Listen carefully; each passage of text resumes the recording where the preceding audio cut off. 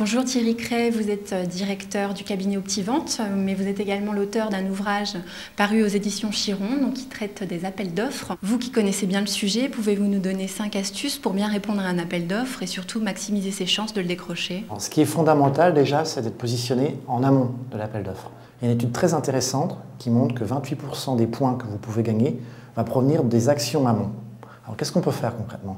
Déjà rencontrer son client, son prospect, pour l'aider à bâtir son cahier des charges. Vous allez pouvoir lui proposer des spécifications qui vont l'aider à bâtir ce cahier des charges, et en particulier des spécifications qui sont utiles pour vous, qui sont un point fort pour vous.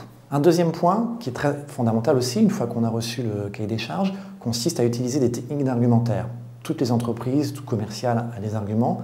Les argumentaires sont plutôt parfois plus légers. Par exemple, dire qu'on est réactif, c'est bien un argument, mais il aura peu de valeur si derrière vous n'expliquez pas grâce à quoi vous allez être réactif. Et surtout, si vous ne prouvez pas comment on peut être réactif. Un engagement contractuel est une forme de preuve. Un troisième point très intéressant aussi consiste à fabriquer vraiment des offres personnalisées. Les acheteurs ont souvent l'impression que toutes les offres se ressemblent. Il y a une étude très intéressante encore, que 70% des offres sont considérées comme non différenciantes.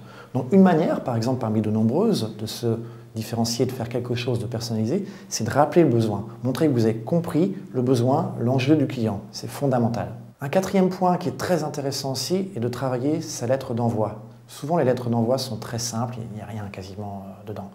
La lettre d'envoi, si vraiment vous mettez vos points forts, là vous avez l'occasion de toucher directement le décideur final et de marquer encore des points. Une dernière astuce qui est très intéressante consiste à vraiment travailler l'après-remise de l'offre. Que peut-on faire? Tout simplement contacter son client. Là, un bon prétexte, c'est de savoir s'il a bien reçu l'offre et lui demander ce qu'il en pense. C'est un bon moyen, là encore, pour traiter les objections, lui proposer en fait de le rencontrer, lui faire une présentation orale, répondre à ses questions. Là encore, vous aurez la possibilité de gagner des points. L'étude qu'on évoquait tout à l'heure montre que l'après-remise compte pour une trentaine de pourcents dans le choix des acheteurs.